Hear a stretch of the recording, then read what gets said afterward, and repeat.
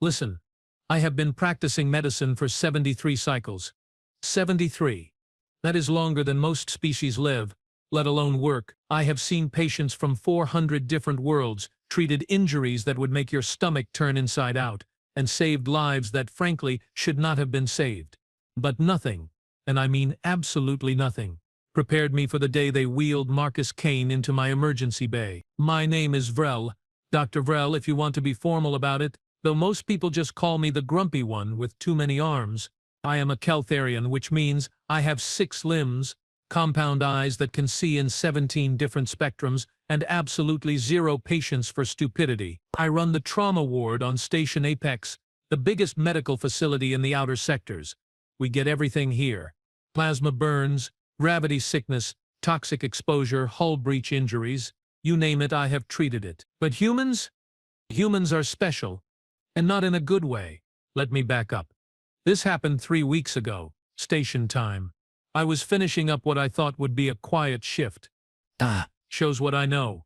My assistant, a nervous little physic named Pip, came scuttling into my office on her 4 legs, her antenna twitching like crazy. Dr. Vrela, she squeaked. Emergency incoming. Critical status. I set down my datapad and stretched all 6 of my arms. What is it this time? Another mining accident? Reactor leak? Worse, Pip said, her voice dropping to a whisper. It is a human. I felt my primary heart skip. Humans had a reputation. Oh boy, did they have a reputation. They were the galaxy's newest members. Barely 200 years since first contact, and already they had made themselves notorious. They volunteered for the most dangerous jobs, took insane risks, and somehow, impossibly, survived things that would kill any sensible species 3 times over. What happened, I asked, already moving toward the emergency bay. Cargo hauler accident, Pip explained, scurrying alongside me. He was doing repairs outside the ship when the magnetic clamps failed. Got caught between 2 shipping containers. Each one weighs 40 tons. I stopped walking. 40 tons each? Yes, doctor. And the human is still alive. Apparently. I muttered something very unprofessional in my native language and picked up the pace. When we reached the emergency bay, my medical team was already prepping. They had the trauma table ready, surgical implements laid out, and enough pain medication to knock out a Grendax bull. The doors hissed open, and the transport team rushed in with the gurney. And there he was, Marcus Kane. I have to tell you, I have seen some terrible injuries in my career. But this was something else. The human's torso was crushed, not just broken, crushed. I could see bone fragments through the torn suit, organs that should definitely not be visible, and enough internal bleeding to fill a small pool. His left arm hung at an angle that made my stomach fluids churn.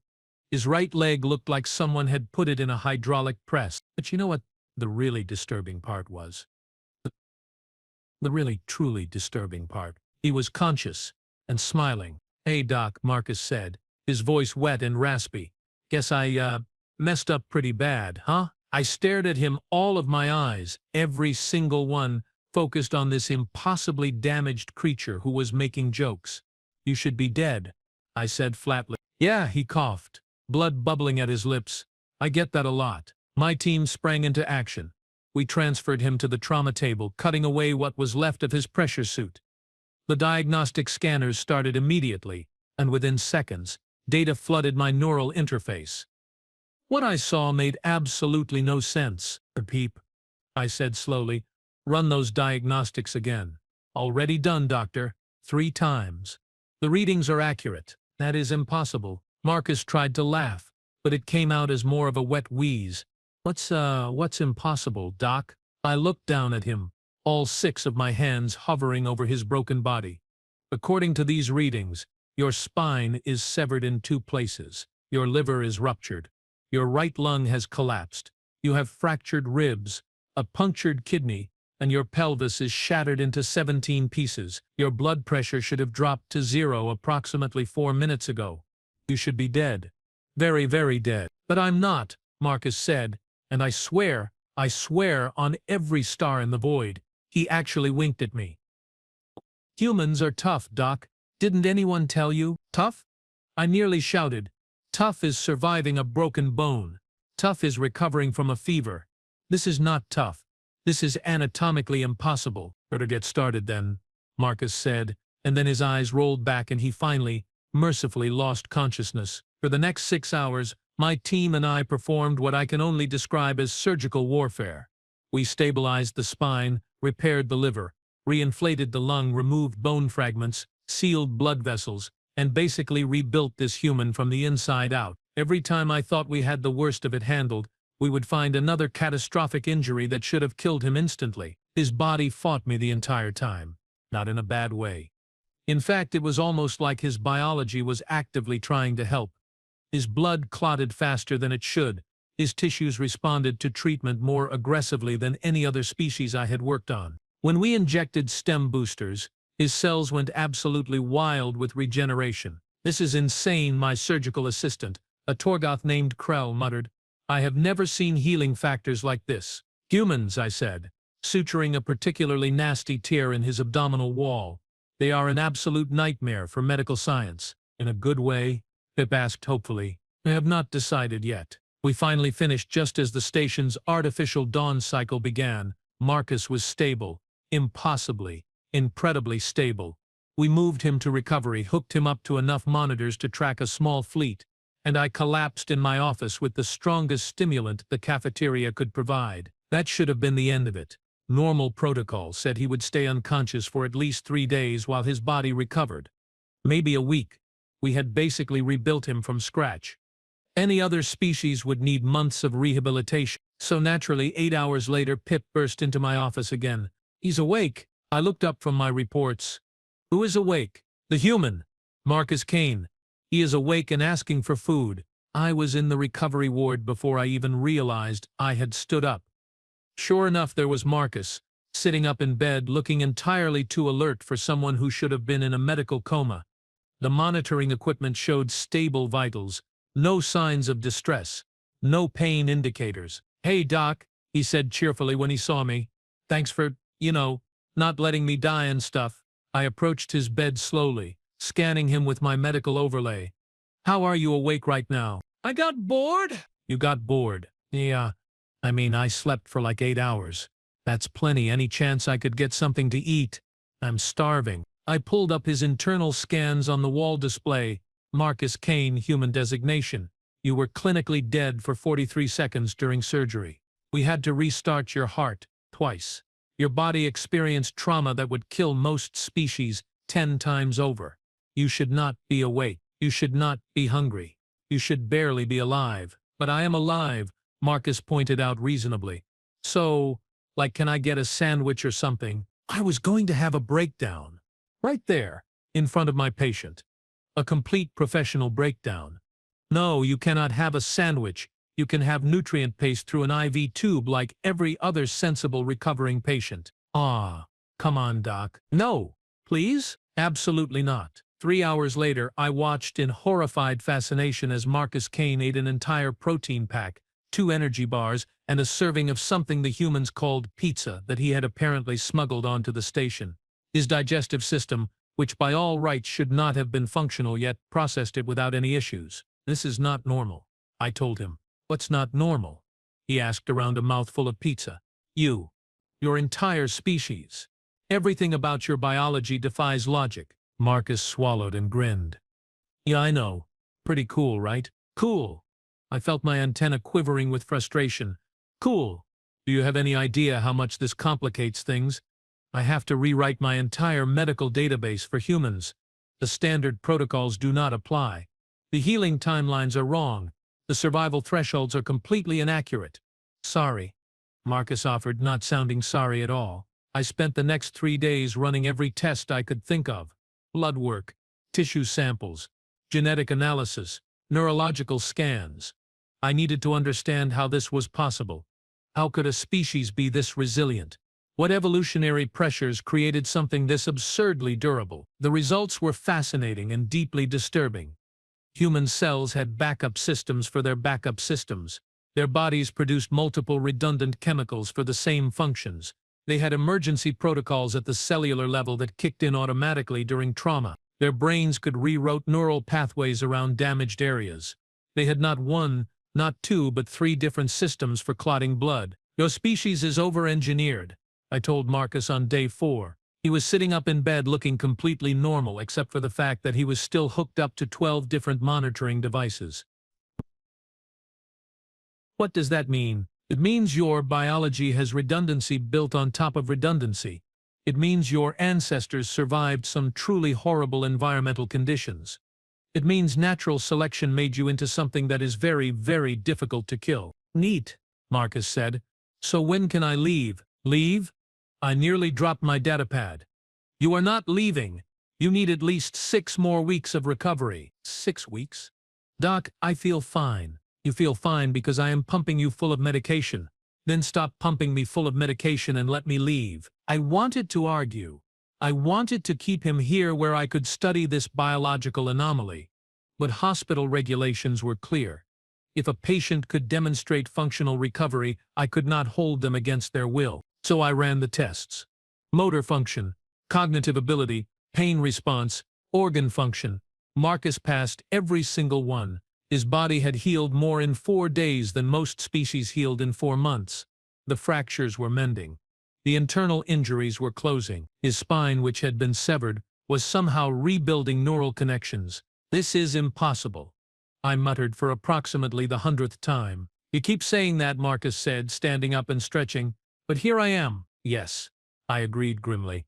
Here you are. He discharged him with strict instructions to return immediately if he experienced any complications.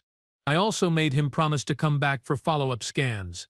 He agreed easily, probably just to get out of the medical bay faster, and walked out on his own 2 legs like nothing had happened. Pip had found me later that evening, staring at Marcus's medical file. Dr. Vrell? She asked quietly. Are you okay? No, I said honestly. No, I am not okay. That human should be dead, Pip. By every law of biology I understand he should not have survived, but he did. Yes, he did. I pulled up the genetic analysis again, and I need to know why. I need to understand what makes humans so impossibly resilient, because if one human can survive that, what else are they capable of? His antenna drooped. That sounds ominous. It should, I said, because I have a feeling we have only scratched the surface of what humans can endure. I was right, of course. But I had no idea just how right I was. That came later, when Marcus showed up for his follow-up appointment and brought friends, 3 other humans, all with injury histories that would make a trauma surgeon weep. But that is a story for later. For now, I sat in my office, drinking my stimulant beverage, and contemplated the uncomfortable truth. Humans were not just tough. They were not just resilient. They were survivors on a level the galaxy had never seen before. And I had a front-row seat to understanding exactly what that meant. Lucky me. The next morning started normally enough. I reviewed patient charts, approved treatment plans, and tried to forget about the impossible human who had walked out of my medical bay after being crushed by 40 tons of cargo. I was doing a decent job of it, until Pip came running into my office for what felt like the millionth time that week. Dr. Vrell, Marcus Kane is back. My primary stomach dropped. What happened? Did his injuries reopen? Is he hemorrhaging? I knew it was too soon to discharge him. No, Pip said quickly. He is fine. He brought his friends. They want to talk to you. This could not be good. Nothing good ever came from the phrase "they want to talk to you." I followed Pip back to the main reception area, where I found not just Marcus, but 3 other humans standing around like they owned the place. They were all wearing civilian clothes, looking perfectly healthy and grinning in that unsettling way humans do when they are up to something. Doc, Marcus called out, waving. Good to see you. You look great. All 6 arms and everything. I did not appreciate the commentary on my anatomy. Marcus Kane, what are you doing here? Your follow-up is not scheduled for another 2 weeks. I know, he said, but I wanted to introduce you to some people. He gestured to his companions. This is Yuki Tanaka, Tommy Briggs, and Elena Vasquez.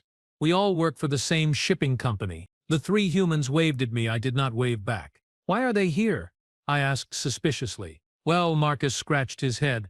We were talking about my accident, and they mentioned some of their own close calls, and I thought, hey, Doc really should hear these stories. You know, for medical science and stuff. This sounded like a terrible idea already. I do not need to hear stories.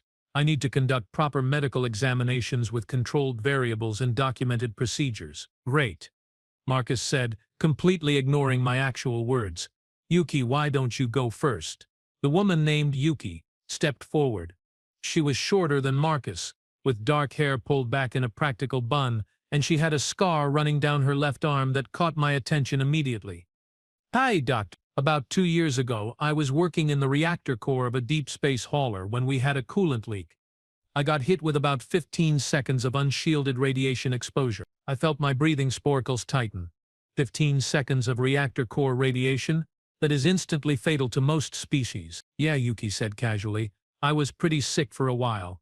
Lost all my hair, couldn't eat, felt like death. But after about 3 months I was fine.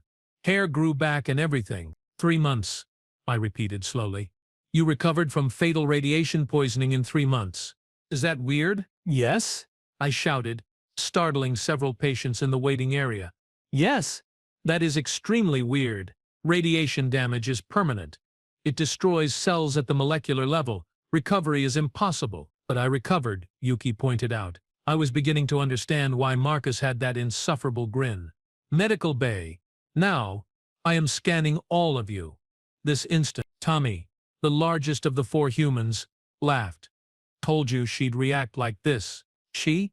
How did you know I am female? I demanded. Marcus mentioned it. Tommy said with a shrug. Said you were brilliant but kind of intense. Intense, I muttered, herding them toward the examination rooms. I will show you intense. For the next hour, I ran every scan I had, full body imaging, genetic analysis, tissue samples, neurological mapping. The results made my earlier findings with Marcus look downright normal by comparison. Yuki's cells showed signs of massive radiation damage that had somehow been repaired. Not just healed over but actually repaired at the DNA level. Impossible. Tommy had survived a hull breach that left him in hard vacuum for almost 2 minutes before his suit auto-sealed. He should have had permanent brain damage from oxygen deprivation. Instead, his neural scans showed perfect function with what looked like strengthened pathways in areas that had been damaged. Elena had fallen into a chemical vat during a cargo accident and inhaled fumes that should have dissolved her lungs from the inside. Her respiratory system showed scarring, yes, but it was functional. More than functional. It was operating at 112% of standard human capacity. This makes no sense, I said, displaying all 4 sets of scans on the wall. None of you should be alive, much less healthy. You have all survived injuries that are classified as immediately fatal in my medical databases. Humans are tough, Marcus said again, still with that grin. Stop saying that, I snapped. Tough does not explain this. Tough does not account for cellular regeneration that defies thermodynamics. Tough does not cover radiation resistance that makes you more durable than shielded hull plating. Then what does explain it? Elena asked, genuinely curious. I pulled up a comparison chart showing human biology next to the galactic standard. You want to know what explains it? Evolution? Brutal? Merciless? Uncompromising evolution? Your planet tried to kill you for millions of years, and instead of dying like sensible species, you adapted, you developed redundancies. Your bodies learned to fix catastrophic damage on the fly. You became so resistant to death that you can walk away from things that would end entire populations of other species. Cool, Tommy said. It is not cool, I protested. It is terrifying. Do you have any idea what this means? What does it mean? Yuki asked. I gestured at them with all 6 arms. It means humans are walking biological weapons. It means you can survive in environments that would kill anyone else. It means you are competitive in ways the galaxy has never seen before. Competitive how? Marcus asked. Think about it, I said, pulling up economic data on my display. What are the most dangerous jobs in known space? Deep space mining, reactor maintenance, hazard disposal, planetary surveying in hostile environments. Who is going to get hired for those jobs? The species that might survive or the species that will almost certainly survive? The 4 humans exchanged glances. I could see the realization dawning on their faces. Oh, Elena said quietly. We are going to dominate those industries, aren't we? Yes, I said. Yes, you are, because you can do jobs that would require expensive safety equipment and insurance for other species. Because you can work in conditions that would require hazard pay and special accommodations for anyone else. Because your bodies are so absurdly overbuilt that you can just walk into danger and walk back out again. That is kind of cool, actually, Tommy admitted. I wanted to throw my datapad at him. Cool. Cool. Do you have any concept of how this will disrupt the galactic economy? How many species are going to lose work because humans can do it cheaper and safer? How many trade agreements will need to be rewritten? How many insurance companies are going to go bankrupt trying to calculate actuarial tables for your species? We didn't think about it like that, Marcus said, and for the first time he looked a little uncertain. No, I said, sitting down heavily in my chair. You did not, because you are new to the galactic community. You do not yet understand how your advantages translate to power. But you will, eventually everyone will. Pipe, who had been quietly observing from the corner, spoke up. Is that a bad thing, Doctor? I considered the question carefully. I do not know, I admitted. In some ways, it could be very good. Humans could work in places and conditions that would be too dangerous for anyone else. They could save lives by going into disaster zones that would kill most rescue workers. They could advance science by enduring environments that would require years of preparation for other species. But in other ways, well, change is always disruptive, and humans represent a very big change. We just want to work, Yuki said softly. We are not trying to take over anything. I know, I told her, but intent and outcome are not always the same thing. Your biology gives you advantages whether you want them or not. There was a long silence in the examination room. The four humans looked at each other, processing this new perspective on their place in the galaxy. I looked at my scans, trying to comprehend the full implications of what I had discovered. Finally, Marcus spoke. So, what do we do? I said. You do nothing. You live your lives, work your jobs, and try not to die, although apparently that last part is harder than it should be. Me? I document everything. I publish my findings. I make sure the medical community understands what humans are capable of, and I hope that when people realize what your species represents, they react with curiosity instead of fear. And if they react with fear, Alina asked, then we will deal with that when it happens, I said firmly. But for now, I have 4 humans in my medical bay who have survived impossible odds, and I am going to make sure everyone knows exactly how and why that matters. They left eventually, promising to come back for regular checkups so I could track their continued recovery. I spent the rest of the day compiling my research, cross-referencing data, and preparing a paper that would probably get me laughed out of the next medical conference. But I did not care, because I had seen something the galaxy needed to understand. Humans were not just another species. They were survivors in the truest, most fundamental sense.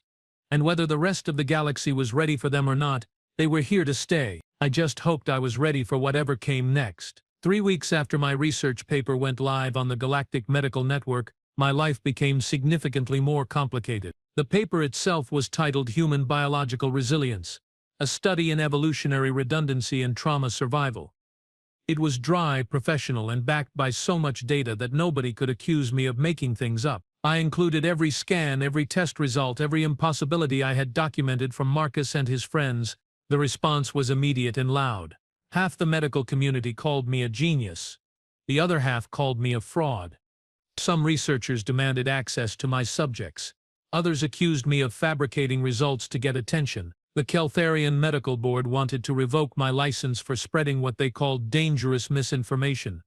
The Human Medical Corps sent me a gift basket and a job offer. It was chaos. Beautiful, terrible, exhausting chaos. But here is the thing nobody expected. The paper did not just catch the attention of doctors and scientists, it caught the attention of everyone else too. Insurance companies, labor unions, military recruiters, corporate executives. Within 2 weeks, the price of human labor contracts dropped by 30% in hazardous industries because suddenly everyone realized humans were walking insurance policies. But it found me in my office one evening, surrounded by messages I had not opened and calls I had not returned.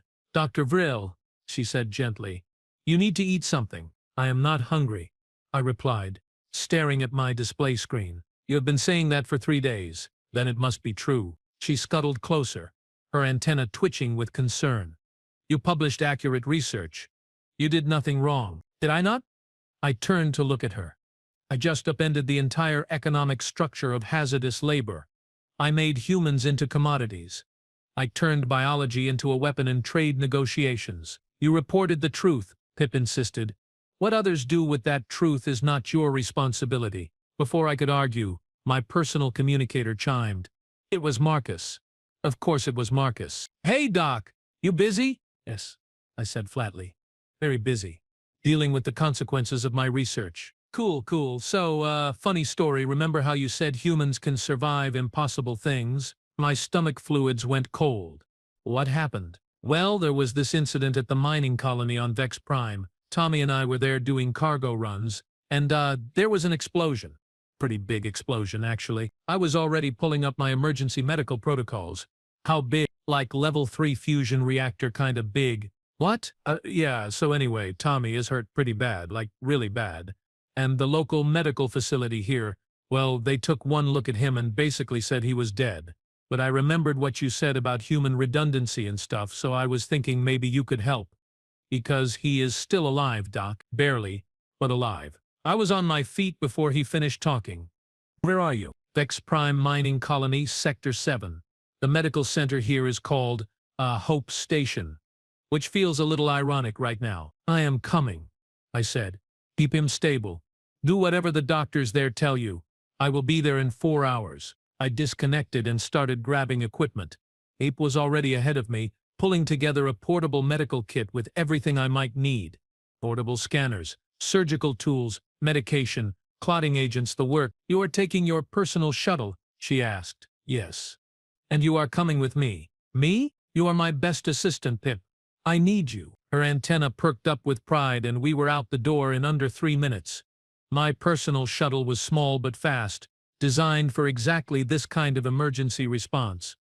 We loaded the equipment, filed a flight plan, and launched. 4 hours in a cramped shuttle gave me plenty of time to worry. A level 3 fusion reactor explosion. That was catastrophic. The blast wave alone would vaporize most organic matter within 50 meters. The radiation pulse would be lethal for hundreds of meters beyond that. If Tommy Briggs survived even the initial blast, it would be a medical marvel, which, given what I knew about humans, probably meant he had survived it. When we docked at Vex Prime, Marcus was waiting for us at the airlock. He looked terrible. His face was covered in soot and burns, his hands were bandaged, and he was limping. But he was upright and conscious, which told me everything I needed to know about the severity of the explosion. Doc, thank the stars, he said. This way quickly. We followed him through the cramped corridors of the mining station. Vex Prime was a rough place, all industrial metal and flickering lights. The people we passed looked exhausted and scared. Several of them stared at me with recognition from my published paper. Great. Just great. Hope Station turned out to be 3 connected modules with basic medical equipment and one very overwhelmed Texian doctor named Herex. He was a tall, thin being with 4 arms and a temperament that clearly was not equipped for the crisis he was facing. You are Dr. Vril? He asked when we entered. The one who wrote the human paper? Yes. Where is the patient? He led me to an isolated room at the back. I must warn you, it is bad, very bad. I have done everything I can, but his injuries are beyond my training. I have never treated a human before today. He opened the door and I saw Tommy Briggs. Listen, I thought Marcus had been bad. I thought seeing him crushed between cargo containers was the worst trauma I would witness. I was wrong. So very wrong. Tommy was barely recognizable. The explosion had burned away most of the skin on his left side. His right arm was gone, severed at the shoulder. His chest cavity was partially exposed, showing cracked ribs and damaged organs. One of his legs was twisted at an angle that made my eyes hurt, and the radiation burns. They covered nearly 60% of his body, but his chest was moving. Shallow, ragged breaths, but movement. He was alive. Impossible, I whispered. That is what I said, Herex replied. I have been maintaining his vitals for 2 hours. I do not understand how he has not died yet. Because he is human, I said, moving to the bedside. And humans do not die when they should. I pulled out my scanner and started taking readings. The data that came back made me want to sit down and cry. His organs were failing. Yes, but slowly, much slower than they should. His blood pressure was dangerously low but stable. His remaining arm showed signs of trying to compensate for the missing one. His brain activity was minimal but present. Pip, set up the surgical field, I commanded. Full sterile protocol. Herex, I need you to assist. You know this facility better than I do. You are going to operate? Rex asked, his voice pitched high with disbelief. He is too damaged. It would be kinder to let him pass. No, I said firmly. It would not, because Tommy Briggs did not survive a fusion reactor explosion just to die on an operating table. Now help me save him, or get out of my way. For the next 11 hours, we worked 11 straight hours of surgery, tissue regeneration, organ repair, and what I can only describe as biological engineering. We regrew skin using advanced grafting techniques.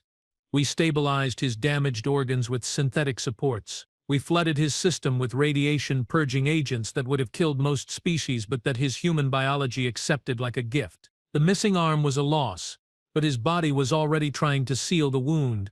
The twisted leg required complete reconstruction of the bone structure. The exposed chest needed layer after layer of repair, and through it all, through every cut and stitch and regeneration cycle, his body fought with us. His cells multiplied at impossible speeds. His immune system attacked infections before they could establish. His cardiovascular system rerouted blood flow around damaged areas without any input from us. This is insane, Rex muttered at hour 7. His body is doing half the work for us. Welcome to human medicine, I replied, suturing another layer of tissue. Where the patient is more likely to survive than the surgeon is to stay sane. Marcus checked in every hour, looking increasingly worried.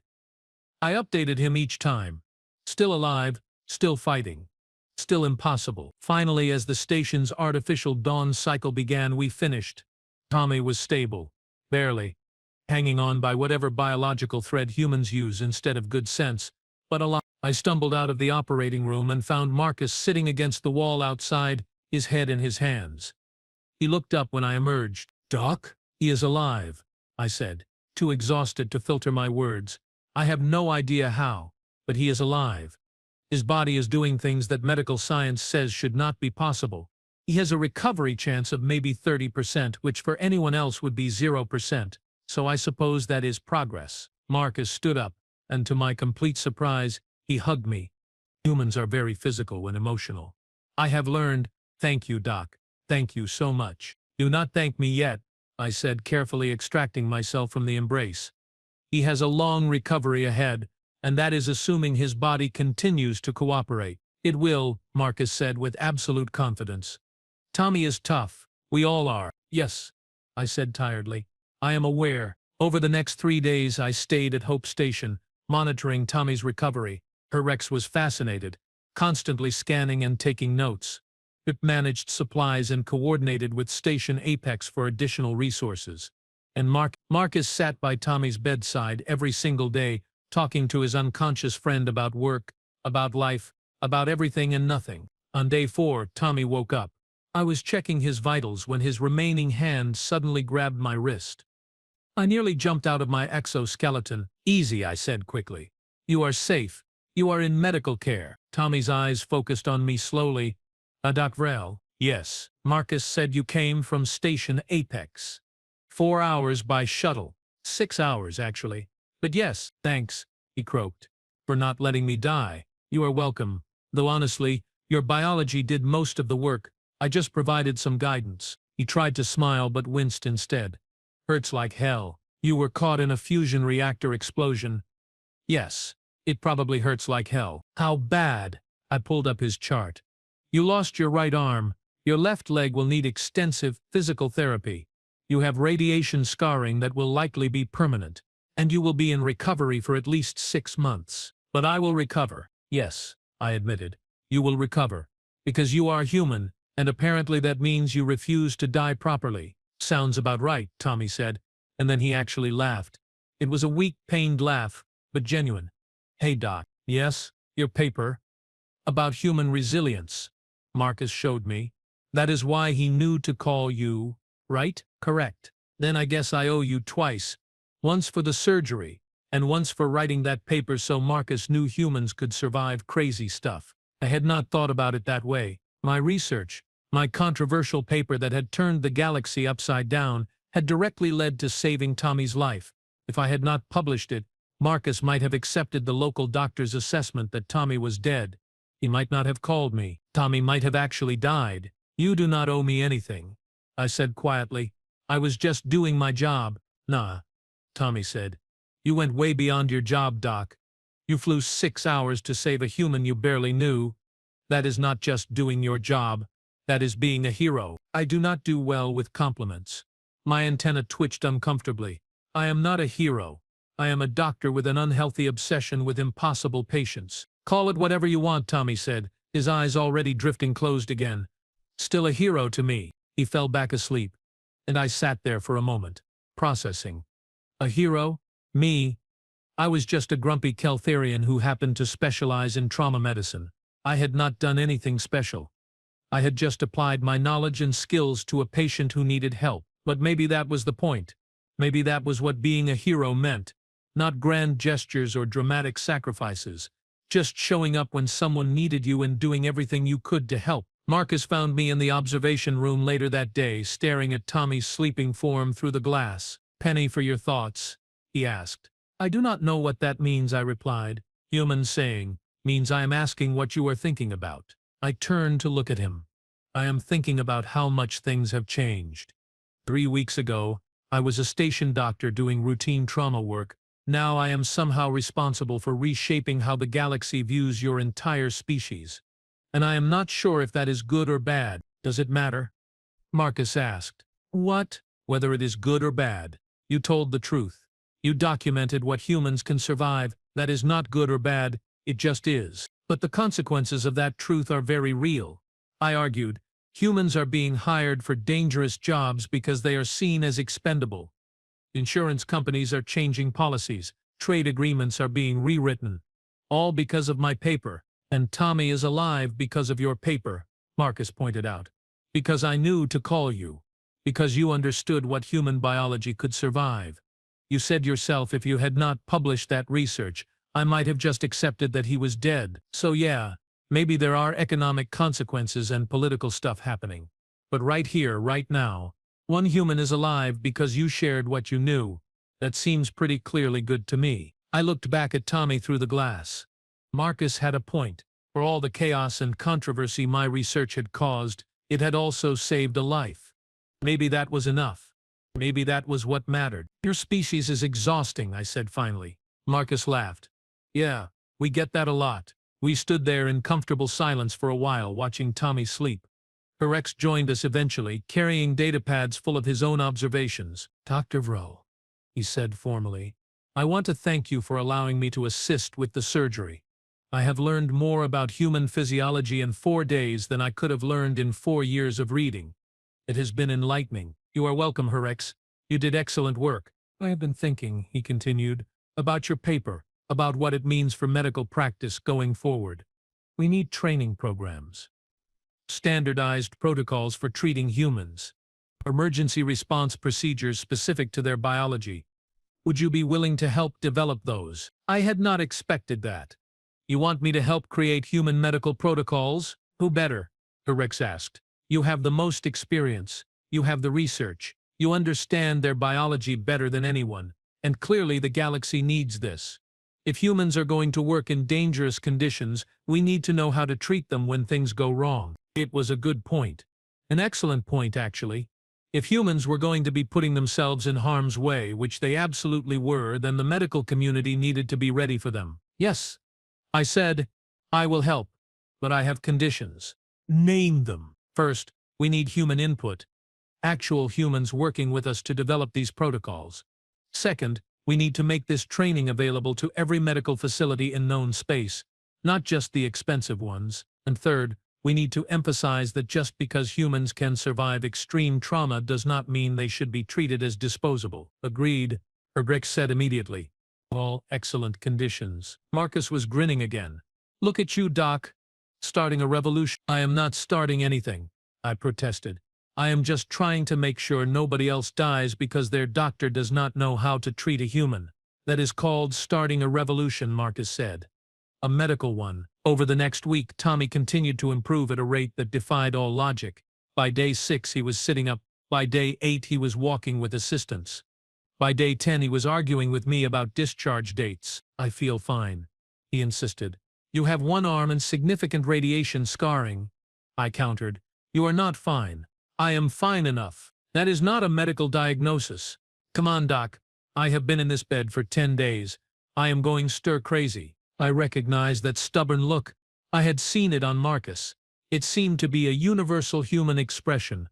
If I discharge you, will you promise to follow all recovery protocols? Physical therapy, medication schedules, follow-up appointments. Yes. Will you actually follow them? Or are you just saying yes to get out of here? Tommy had the decency to look sheepish. I will actually follow them, I promise. Scout's honor. I do not know what that means. It means I really promise. Against my better judgment, I discharged him with strict instructions and enough medication to stock a small pharmacy. Marcus promised to keep an eye on him, which, given Marcus's own history of ignoring medical advice, did not fill me with confidence. But humans were going to human, and I had learned that sometimes you just had to trust them to take care of themselves. Pipe and I returned to Station Apex, where my message queue had grown to truly impressive sizes. Job offers, interview requests, speaking invitations, hate mail, fan mail, everything. I ignored most of it and focused on what mattered. Working with Herex and a growing team of doctors, we developed the first standardized human medical protocols in galactic history. It was exhausting work. Humans were complicated. Their biology had exceptions to every rule. What worked for one human might not work for another, but slowly, painfully, we built a framework that could help doctors across the galaxy understand what they were dealing with when a human showed up in their emergency bay. 3 months after Tommy's explosion, I received a package. Inside was a data chip with a video message and a handwritten note. Humans still used physical writing, apparently. The note said, "Thought you might want to see this. Thanks again for everything. Tommy." I played the video. It showed Tommy at a physical therapy facility, working with a prosthetic arm. He was lifting weights, running diagnostics, learning to use his new limb, and he was smiling, actually smiling while doing grueling rehabilitation work that would make most beings weep. At the end of the video, he looked directly at the camera. "Hey doc, just wanted to show you I am keeping my promise. Following all the protocols, doing the therapy, taking the meds. Well, most of the meds. Some of them taste really bad. But I am getting better. The prosthetic is amazing. I should be cleared for light work in another month. Then back to the ships. Anyway, thanks for saving my life. I know I said it already, but I mean it. You are the best doctor in the galaxy, and I do not care what the Caltharian Medical Board says about you. They are just jealous. Take care, Doc." The message ended. I sat in my office, staring at the blank screen, and felt something warm in my chest. Pride, maybe. Or satisfaction. Or just the simple pleasure of knowing I had done good work. Pike poked her head in. "Dr. Vrel, you have another call from the Human Medical Corps. They are very persistent about that job offer." "Tell them I am not interested," I said. "I have work to do here." "Are you sure? They are offering a lot of money." "I am sure. Station Apex is my home. This is where I belong. Even though the medical board is still trying to revoke your license, especially because of that," I said firmly. "Someone needs to stand up for accurate medicine, even when it makes people uncomfortable." The lieutenant perked up happily. "You are very brave, doctor." "I am not brave. I am just stubborn." Maybe those are the same thing. Maybe they were. I had learned a lot in the past few months. About humans, yes, but also about medicine, about truth, about standing by your work even when the galaxy pushes back. My paper had caused chaos, but it had also saved lives. It had disrupted industries, but it had also advanced knowledge. It had made me controversial, but it had also made me certain that I had done the right thing. Humans were survivors. That was the truth I had documented.